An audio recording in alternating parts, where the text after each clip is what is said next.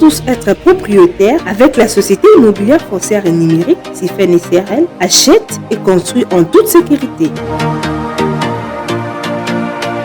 Sifen propose des solutions innovantes dans ses projets en utilisant les méthodes de travail les plus récentes, des normes internationales, un personnel de qualité ainsi que les outils de travail toujours à la pointe de la technologie.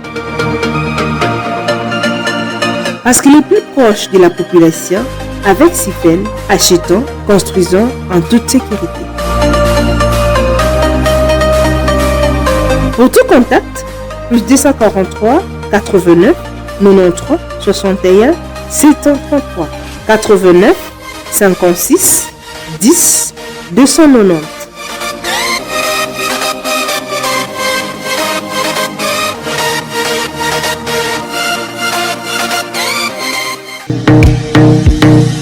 Dans les soucis de promouvoir les professionnels qui évoluent dans notre pays, c'est même l'importance de ces magazines, promouvoir le professionnel, promouvoir les personnes qui sont dans un métier, des personnes qui sont en fonction, des personnes qui pratiquent une profession. Bonjour à tous et à toutes, vous êtes déjà habitués à suivre ces magazines car à travers ces magazines, vous découvrez le professionnel, vous découvrez comment est-ce que les gens qui sont dans un métier dans notre pays évoluent, comment est-ce que les gens qui pratiquent une profession évoluent et aussi j'insiste, les personnes qui sont en fonction, comment est-ce qu'ils travaillent, est-ce qu'ils font très bien la chose ou ils ne font pas très bien la chose.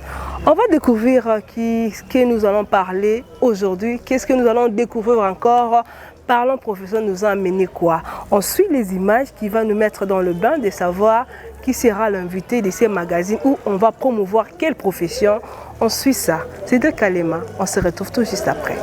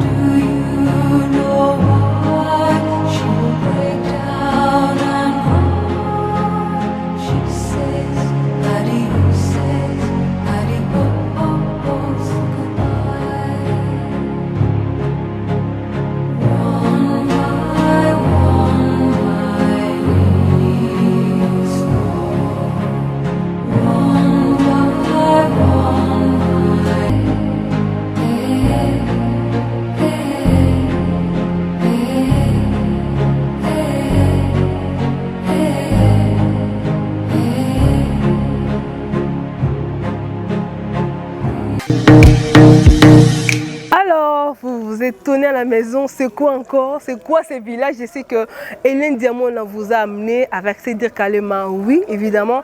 Parlons profession et partout, comme je vous dis, nous partons partout pour promouvoir le professionnel, pour promouvoir les personnes qui exercent un métier, pour promouvoir les gens qui sont en fonction. Parlons profession, c'était déplacé avec la fondation Albert Mokengo pour voir les gens qui sont dans un métier dans la province. Nous sommes partis dans la province de Kwango, comme vous avez vu les images. On va vous montrer comment est-ce que les gens qui sont là-bas évoluent dans leur profession, dans leur métier. Nous sommes rencontrés avec le fleuriste, les gens qui vendent le viande, les gens qui sont dans plusieurs métiers.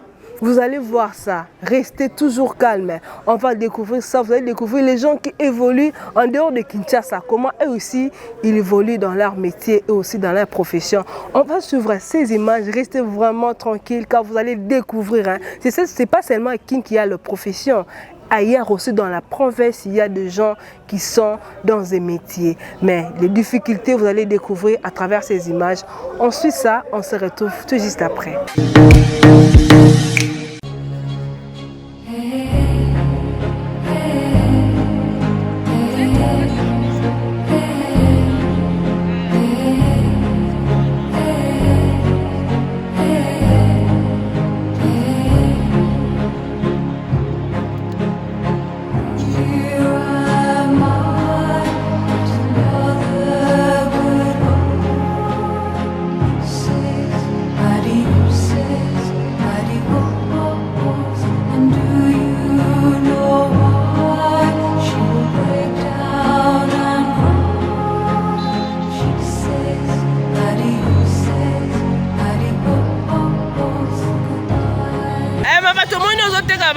banyama oyo ya zamba mosala ozosala obandaki yango ndenge nini basase bato batekela biso biloko yango nanga mpe nasali nateka bayela biso toke na somba eyebiteki biso mosu tokataka ya 5 000 7 000 oyo alamba 1000 francs lokoloko ye eza $40 likolo esika mabebe aza na bango na posa amona ye moko banda osala mosala oyo ya koteka banyama zamba osali ya combien de temps nango awa oma ta molai deja banda 2019 epona bato banekisa mosala bino bosala bamona c'est comme si bosali yango parce que botangaki te yango bosali yango na vie okoloba nini te esika ateke ekipa ateke nga na tanga te mbongo omezala fiere te yo tyela mbongo fiere siko olela wapi otyela fiere na mbongo oluka nini okeyiba antonakesa mosala yanga nanga avandi nanga nateka sala na asala yango ebona mosala oteka banyama zamba o badifikulte nini bokutana nango bando osala mosala oyo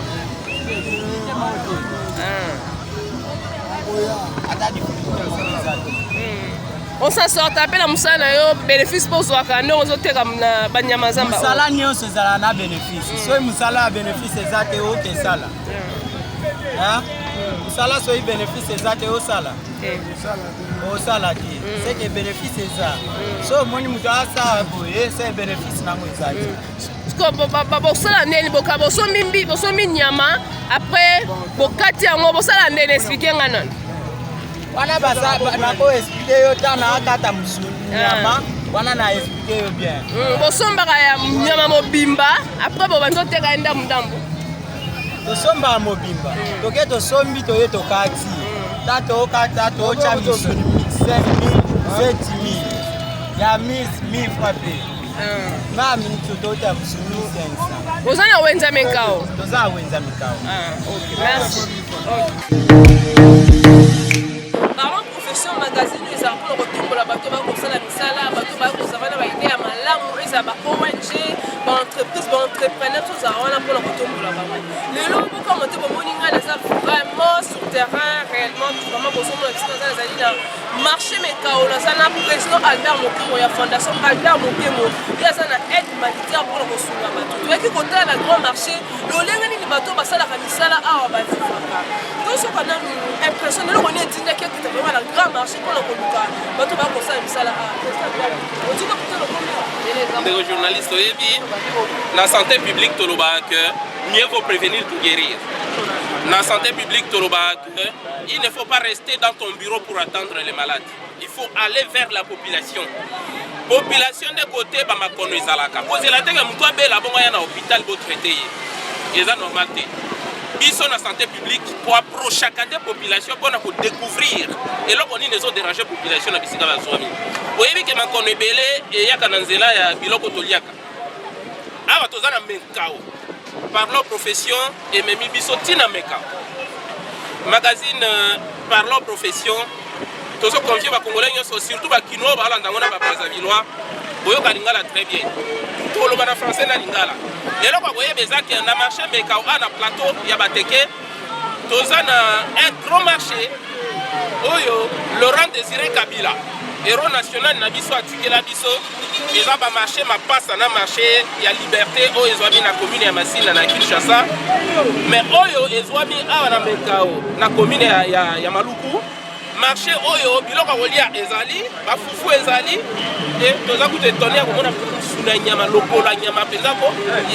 musuni ya fresh donc nyama babomia na zamba gazelle penza munene babomia na zamba na to kuta ko kala mingi te bana ko yisa ba congolais ke awa nyose ezali mais nanga musuto moni ba machine à fufu tourner nanga musuto moni ba soudeur awa déjà c'est comme une grande ville Mekao est comme une grande ville, Bandeko, Vanda na Kinshasa, mais Yakape, tourner Péoé, Babé Kinshasa, parce que Vanda na commune, Mokoboé, oh Moudouké, oh Makiele, la nuisance sonore, sala déplacement na Mekao okomona beauté ya République démocratique du Congo kotoza awa likola plateau de Bateke omona ke pembe na biso mopepezo ya malili na malili donc awa eza ndambo ya poto na kati ya RDC plateau de Bateke en tout cas eza mystique. Docteur, président Albert, alors le roi docteur, c'est le roi président Albert, il est donc président et humanitaire. Condition mon bon ça misala, au Colobani, bon la bakonzo, bazotala, bon ça pour le tombeau la misala, bon ça misala, mais yo apport na yo, au Colobani la bakonzo, mais t'as pas ça un plus la bon ça misala katia oui. Certainement. Et là on a colobeza que d'abord marché oyo bakanga ngote. Il faut marcher à Boyez à la dupliquer dans la commune Nyonso et la République démocratique du Congo, surtout dans la commune à Kinshasa. Au moins, à Kinshasa, Nyonso va côté Kaka dans le marché central. Le marché central les a débordés. Bakangi kutu marché central pour moderniser yango. Les gens vont commenter Kaka na balabala, marché pirate partout. Donc, le marché à Boyez, le marché à Mekao, Fondation Albert Mokengo a recommandé que les ala construit dans chaque commune il y a République démocratique du Congo, surtout dans la commune à Kinshasa, commune comment ils ont marché dans le pont parce que ils ont balabala. T'as les accident, ils ont allé dans balabala parce que ils ont été dans la balabala. Voilà ngambo moko. Mais ngambo ya santé zani. Au moment marché, il y a même chaos, ils ont des étagères parce que basala ya ciment. Ba bloc à ciment quand on va marcher habiter bezalaka na masina. Basala ba bloc à ciment OK, biloko ba teka et vandi likolo ba étagère ya ciment. Ba bloc à ciment. Pourquoi pas ça la peut ba bloc à ciment boye? Talaga biloko ba teka lokona ba robwenga ba ainsi de suite. Ba tandango na mabele ba pondela ina mabele, c'est pas normal. Fufu là ina mabele ainsi de suite. Ba poussière mi tout kezo mata. Ba to bazo consommer motazu typhoïde. Ozu typhoïde na biloko ba bolia. Pas bo tandango na mabele. Mais marché à Mekao, marché à Liberté ya Masina. Eza ba marché Laurent Désiré Kabila, héros national à Tikela Biso. To recommander que ba marché a bongo za la multiplier. Pour battre Kakabilo qu'on a des étagères et un bloc à ciment, on va déplacer à tête, on attend ba côté table, na poko ba bimisi table et ça mala muté. Donc Fondation Albert Mokengo nous a recommandé que biloko toliaka ba tanda kango likola ba étagère ba la lisaka na mabele te parce que mabele égale typhoïde, mabele égale tétanos, mabele égale choléra, mabele égale épidémie. Tozala ngoma coronavirus, soto longoli masque et ça pour ko yipsa ba ndeko ke tozolo ba na micro. Mais l'attaque masque pour empêcher Corona et continuer à décimer bateau. Mais de grâce, en Afrique, nous avons la chance, en Congo surtout, nous avons la chance pour masque. Où est original? Où est fabriqué dans RDC? Où est bien nous souvent nous allons pas singamitié pour utazo Chine. Sondeni, to comme boya moto c'est là oyo.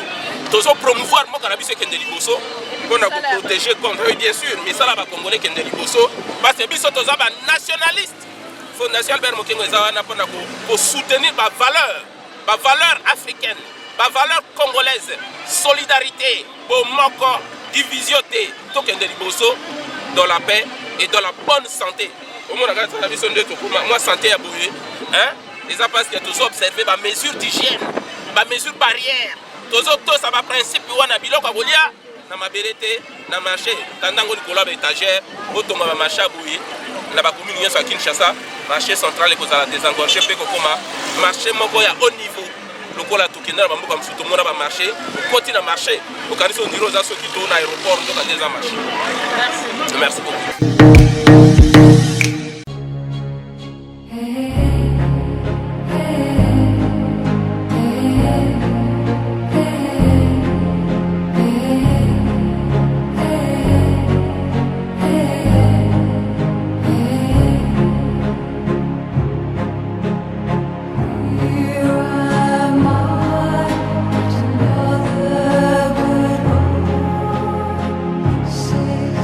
Adios.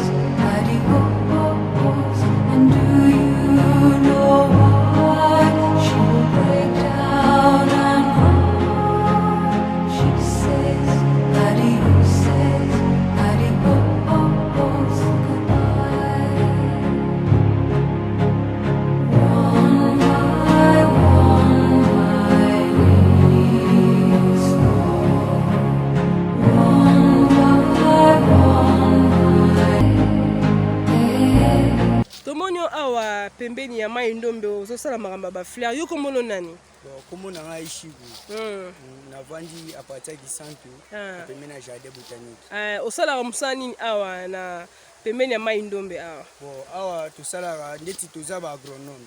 Tosala musalo parce que totali makama mokili yango ndenge ezalaka.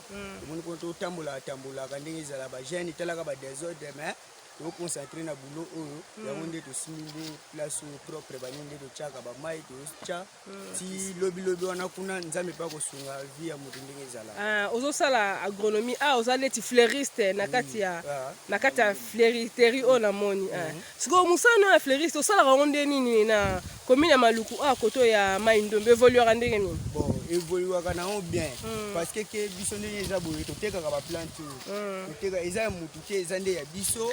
Tous les patrons ne sont pas ezala banani ba ministre tout bayaka awa ba yepe awa to laxi bango biloko nyonso tozana ba nzete awa ebele o nyonso ko luka eza awa. Siko ba difficulté ni okutana ngo na musano tant que fleuriste ozo évoluer na commune ya Maluku pembeni ya mai ndombe. Bon, difficulté de okutana nango awa parce que balende bakonza mboka basoutenir biso bana mboka tokoka te donc bamai ndenge eza boye kokitaka nango kuna na se komataka nango awa eza pasi maboko yango nde eprovoka biso pasi fort falenge mai eya na mboka na biso ebongo bato basizostima musala na bino tant que fleuriste bafleuriste eza leti bato barate vie na kosalaki fleuriste te yo ezo elengo oza na nzoto makasi obi kotenge nango oza na agronome yango osala mosala fleuriste okoyebisa bango nini bo bapréféré asala kuluna na mpasi azala fleuriste okoyebisa bango nini message na bon on a ici tous les jeunes gars a travailler de boulot ami pesa na musala atika makamona des autres bisone toza ba mibali toza pe na makazi oza ke okosala makamona mais otali boye ozozonga sima pona ni to otala liboso ko to okinde kina biso ekozala do passe fort ba jeunes nde batika makamona tosala boulot bisone toza makazi awa nde na mai ndomba ba accident bana osala mibili mais propre ozomona eza ngai muna sali propre na sili biloko na maboko tie comme boye propre bato ba. Ok, merci. Obaki comment on soum nani? Comment on a Chico? Chico, merci. Docteur, la belle docteur président ya fondation Albert Mokero, toujours na promenade na biso oyo lelo ye vraiment ko sala na biso pour promouvoir bato ba ko sala misala mboka na biso kelaki vraiment to kimino Kinshasa donc okele mokili ko kota kiti toza awana bon mai ndombe tokutana na bato ba ko sala misala ko ba fleuriste. Impression aux amis pour le baka, il n'est pas bon d'être Bruxelles, mais il est temps de faire pour tous. Impression na écouter na fleuriste awa na po ya mai ndombe comme na Chico ko na. Yebi na lobakelo kwa na chaque fois que ba ingénieur agronome ba bimara ba université na biso, il faut ba yeba ko exploiter grâce aux nzamba pesi bango parce que autant na université pendant 5 ans aussi sa licence na yo na agronomie pe okoma ko sala ka moto okoma ko teka ka crédit na ba cabine c'est pas sérieux. C'est un peu comme motasali journalisme asili ici pe akomote ka ba crédit akomote ka ba mapa au lieu à saler la micro. C'est comme motasali médecine asili ici pe au lieu à traiter ba malade akomi ko teka ka ba nguba akomi ko teka ba safu c'est pas sérieux. Ce que nous voulons dire c'est que moni bandunde belé tolia kana Kinshasa, moi j'ai toujours dit que ba maman o balona ka ba bite kuteku wana potolia kango ezalaka mingi ba maman batanga te. Et pourtant tozala ba ingénieur agronome o basala ke lokote. Mais petit Chico agronome na niveau seulement ya secondaire makambo azo sala ngai kamwisi ngai parce que regardez tala awa tozana po ya mai ndombe. Petit azo salela arrosage ya mai ya ebale. Ya mai ndombe. Azo toka mai ebale azo arroser lelo déjà aza na ba semence ebele awa lokola ba palmier à huile pestifera kuna tozana ba vocatier nanga musu tozana ba safoutier lokola ba benga ngona ba français musu kuna ba prunier nanga musu kuna tozana ba manguier nanga musu tozana ba na goyavier kuna tozana ba EVA. Vous savez, c'est un petit vraiment à financer, c'est un petit à encourager. Et surtout, agronome Oya Zongi Penza, na Mosala Oya Tangela na classe, il est à féliciter, il est à financer, il est à encourager. Bandeko nyonso o bozo sala bilanga. Nesika ya kokende ko lukaka ba semence soki wapi. Yaka na pont ya mai ndombe. Soko za na besoin ya 10 000 plantes. Okozwa 10 000 plantes et pas ya ingénieur Chico. Oyo ngama ko na baptisé ingénieur parce que petit makambo zo sala ezo kamwisa ngai. ebele bafandi na Kinshasa kotekaka ba crédit ya téléphone mais moi na comprendre que ça qui agronomie il faut aller la ngombongo asali hein vraiment semence kitoko awa banzete nyonso ezali olingo kembisa lopango na yo kokuta banzete nyonso za na besoin nango awa ba arbre fruitier nyonso ezali c'est un petit à féliciter. Et d'ailleurs, parlons profession, en tout cas, je suis obligé de soutenir, de encourager, parce que quand il y a un terrain pour nous préparer déjà la semence éparpillée sur 10 000 km, c'est vraiment une très bonne chose. Moi, dans la politique, il y a un reboisement, dans le plateau, il y a c'est petit en train de contribuer grandement. Bandeko, ba ministre, ba député, ba sénateur, au besoin de besoin de na Kinshasa. Boya awa ba arbre fruitier nyonso ezali boya kosomba ngo pa ingénieur Chico asala mosala ezomona na mwana mukia beta la pembonda ba kolope ba binaka yo étant président parce que ONG za pour l'aide humanitaire message non ni pour lancer na ba finance ba ONG ba finance ba entrepreneur par rapport ya ndenge lo sali promenade na yo sur terrain na mosala au moins na oshuka ko sala na yo koloba nini na bato batadi biso na bato ba finance pour na to retenir quelque chose la descente ya fondation Albert Mokengo sur terrain pour na kotala ba gli ba ko sala bisana na lobaka chaque fois que au lieu ya ko financer ba ONG ba komi français kitoko o français kitoko ba komi projet français kitoko yaka awa na pont ya mai ndombe okomona nature kitoko mwana asali semence kitoko ya ba EVA ya ba prunier au safoutier o ya ba manguier ya ba goyavier ya ba palmier à huile yaka wa oya ko financer petit parce que na ndenge na ye moko na mwa be fort na ye personnel azolo kotaka bambuma azotia yango na kati ya ba sachet pe azovandisa yango ezobota kitoko boye au lieu otala français kitoko ba komi pour la plupart eza ba montage ba projet montage ba ONG mallette existe kate tala ONG naturel yango ezomonana ba petit aboyeza ba petit que fondation Albert Mokengo eza censé ko financer ko encourager ko contribuer pour le développement ya mboka na biso République démocratique du Congo. Très bien, merci. Merci beaucoup.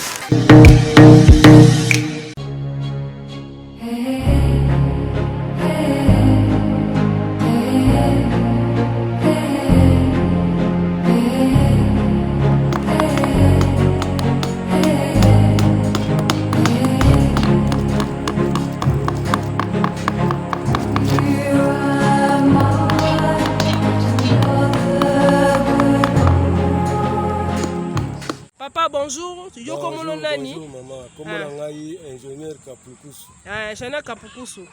Tout le monde a pembeni ya mai, tozana nu wapi pe oyo salaka nini?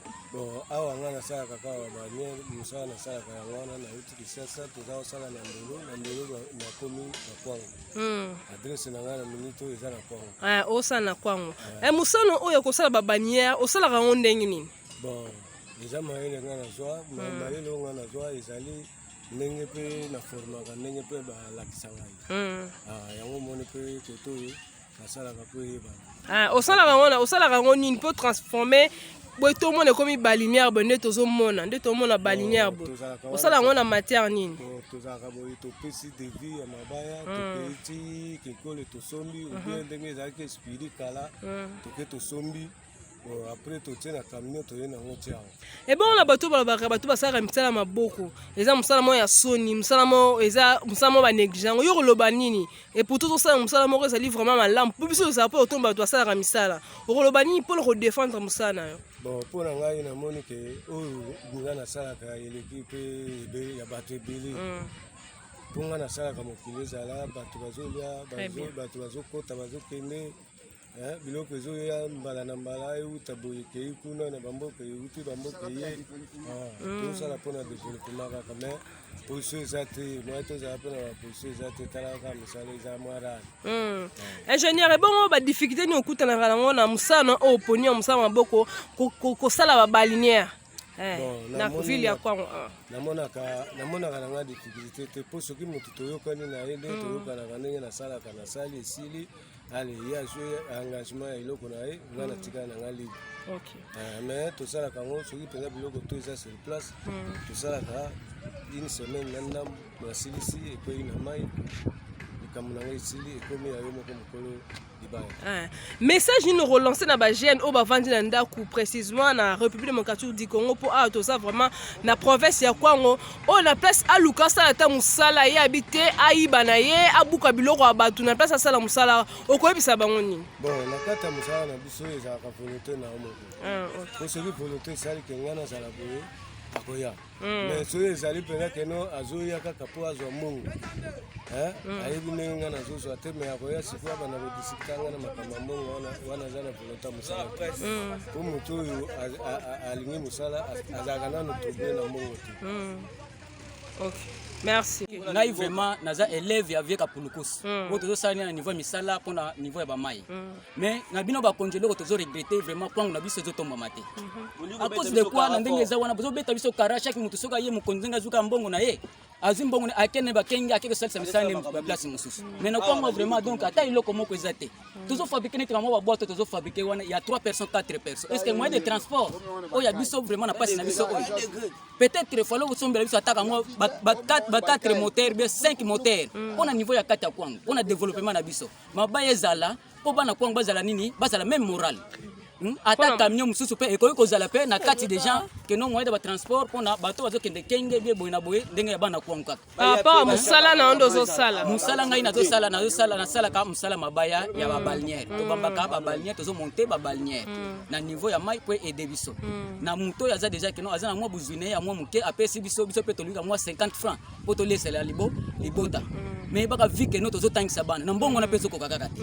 Soki ba peso disons ka moi $100 bien $50. Est-ce que yo zo tangisa mwana ozo futela pe minerval ndaku ya ko futela makamni surtout vraiment donc zo mona keno zo ko pesa ka passe ye baka siko na moment oyo est-ce que to kotombola mboka ngo kaka bongo ok eza développement na te donc moi to sensi ko kota ba konzina ndenge zana keno basala ka mo eloko moko ya bien pona biso awa mboka na biso pe tombama tala lelo bo ndenge to zo ko mboka ni sote ko na biso. Merci. Dans le cadre de Parlons Profession, il y a une fondation Albert Mokengo Tozalina.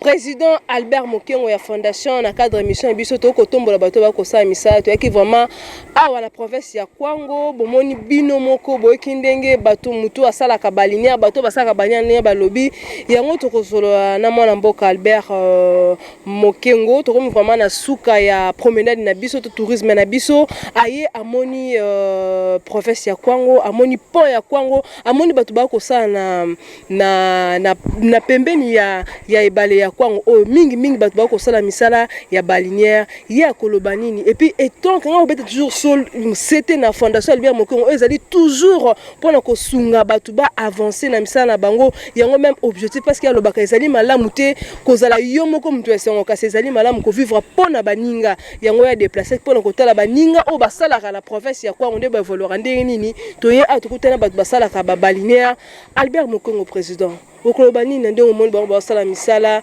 na yo professionnel na bato basala misala awa na province ya Kwango. Ndeko journaliste pona koloba ke oyebi soki bamboka msusu ekoma développer eza pona misala maboko. C'est pourquoi Fondation Albert Mokengo ezalaka wana toujours pona ko promouvoir ba technicien ya ba domaine ndenge na ndenge.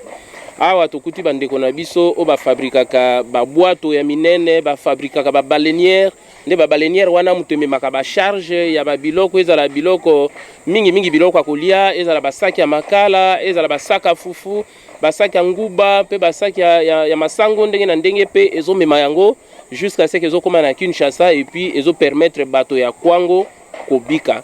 Mais tomoni ki bazo fabriquer yango de façon purement artisanale et puis bazana équipement penza mingi te bato ya boye bazali nde bato ya encourager et surtout ba ressortissant ya Kwango o bazwa chance nde toloba na lingala ya mankanza o bazwa konzo ya kozwa mwa bozui à partir ya mabele oyo ba se souvenir ke bandeko na biso oyo bazwami na kati nesika oyo bazana besoin ya ba boîte ba baleinière pona ko transporter biloko oyo ezolisa Kinshasa mobimba pe ezolisa ba ville mususu oyo basala ka misala ya boite tomoni ba sac ya makala quantité industrielle tomoni ba sac ya fufu tomoni comment mutuka moko ezo charger plus de 200 sacs ya makala surcharger mutukati na niveau que vraiment ils ont dépassé l'entendement ya bateau et puis ils ont traversé babisika risqué lokola pont ya Maindombe lokola Grand Libulu au moins ils ont ravin moko oyo que soki système à freinage ya mutuka fonctionné et kozala malamu te et surtout na surcharge ya modèle wana et kozala chaque jour ba catastrophe humanitaire parce que mituka koko se renverser à tout moment ba panne ezanga te. Donc bandeko bazo sala effort na ndenge nyonso bazana besoin ya appui ya soutien bandeko na bango bazo moins chance ya kozwa bozue ebele pona kosunga ke ville oyo ya Kwango ezala développer surtout awa na pont Kwango pont au moni déjà ba poto na yango 1 2 3 4 5 6 7 8 9 9e poto ezana souci parce que ezo kita déjà ezo mi affaissé alors tant ezo mi affaissé ezo risqué que pont est cédé oyebi pont babanda ko construire yango depuis 1972 ti ba inauguraki yango na président Mobutu na 1974 ti lelo ezo senga vraiment entretien parce que o eza ba construction ba modèle à pont akala ceux qui entretien ezo sala maté toujours risqué to perdre œuvre monene boye likolo ya national numéro 1 mais pona ko lobela bande ko na biso mingi ya basa o ba sala ba baleinière na kati ya port ya pont Kwango oyo c'est que bazan a besoin d'appui. Tous sont censés quoi appuyer bango. D'abord basete, au moins ba beta basete moko débrouillardise, mabaya bazo fabriquer mabaya bango moko na ndenge ya kokala et pourtant bako kozala na ba série ya minene oyo ko pasola mabaya pe ko yela bango mabaya d'origine penza ya mboka na biso. Tala mboko ezana ba nzete oyo ke ba mindele bazolula me biso atozozanga ba nzete ba mabaya ya bien ya ko fabriquer ba boîte ya kitoko. Bato bazomi débrouiller na ba baleinière moko qui est vraiment trop risqué. C'est pourquoi toyoka nganya sa hôtel na rivière Kasai, na rivière Kwango, baleinière Zindi et kufisi bato ebele parce que oyo vraiment eza fabrication y a débrouillardise hein, et pourtant vraiment ceux qui service organisé y a fabrication y a ba baleinière eza awa. Pourquoi pas y a ba bateau parce que mon eza eau douce. Eza na besoin te qu'il faut moi ba boîte ya boye. Non, eza likolo ebale, il faut quand même des choses bien organisées ba bateau ya kitoko oyo ko sala dessert ya ba biloko basaka makala tala no basaka makala ezawa tout un bateau et ko tonda pona ko décharger yango po comme na Kinshasa. Voilà pourquoi bande ko na biso bazo bika na mo souffrance et pourtant ba ko bika na condition ya malamu parce que bakonzi ba raisonner na motindo ke développement et ati na bamboka nyonso pe o ba vandi awa ba se développer awa ke biso nyonso tozaka na tendance ya kokende kovanda na Kinshasa po awa courant ezate awa molili awa mai ya komele ya régie des eaux ezate bato baza censé komele mai ebale et pourtant talaka mai ebale yango tovandi na kati ya boîte mais yo talaka mai ebale oyo ndenge eza salite bo et pourtant ezalaki pe déjà pollué na ba biloko euta soki Angola soki ndeni donc bato bakobika ndenge nini so bazobika na condition ya modèle oyo donc bakonzi na biso to comprendre que nous avons une grande responsabilité. Fondation Albert Mokengo ezoloba ke il n'est pas bon d'être heureux tout seul. Il est temps de vivre pour les autres. Alors, parlons profession, Eza Magazine qui sont intéressés essentiellement na bato bazo sala misra ya maboko, tozawana pona ko soutenir magazine wana, pona ko kende ko faire découvrir ba grande réalité ya mboka na biso et pas ba décideur, po bazo ba décision ya malamu ko sala ke mboka na biso et kende liboso. Merci beaucoup Fondation Albert Mokengo, merci na bando to tombo ki na bango, wana moni monene scientifique ata. Kombo ne ki manga vraiment limbisanga mais Eric Didimbu la moni déclare la moni DT soukara na DT parce que le kansa comme on betanga mutu vraiment magazine Basango ya Kinshasa Kin Basango donc Kin Basango ekomi Kwango Basango nde mora lobaki Kwango Basango merci na bino mbaso lingi ko ba musana nulle part ailleurs quand à travers magazine parole profession tellement to na partenaire o andimi ko sunga biso to la ba réalité ba temsa ba ko vivre lango aza mususu teka Albert Mokengo nulle part ailleurs merci. Vous avez aimé, c'est à travers Cédric Calais Malais dédié, mon caméraman qui est toujours là pour m'aider aussi à avancer avec ce que je fais, parlant profession. Merci à la Fondation Albert Mokengo qui a voulu marcher avec nous pour vous faire découvrir les gens qui évoluent dans les provinces, comment ils travaillent, comment et ils sont aussi dans leur profession parce que les professionnels sont partout. Vous avez aimé, vous avez découvert comment les gens évoluent dans la province, comment les gens travaillent. C'est à travers ces magazines. Vous voulez faire comme la Fondation Albert Mokengo a fait, de nous faire déplacer. Appelez-nous au numéro qui est au bas de vos écrans. On sera là, Parlons Profession sera là pour vous. Merci à tous les téléspectateurs qui nous suivent de partout, les gens qui nous appellent à tout moment, les gens qui nous écrivent, les gens qui n'hésitent jamais de nous donner des conseils. Merci à vous. Merci à mon partenaire Guilhem Mukasa Matondo depuis les États-Unis. Achète, construit en toute sécurité à travers la société Sifen. Merci à Albert Mokengo, le président de la Fondation Albert Mokengo nous a fait confiance. Il est aussi parmi mes partenaires, les gens qui me tiennent à la main pour que ces magazines puissent aller de l'avant. Merci à toi, le président Albert Mokengo,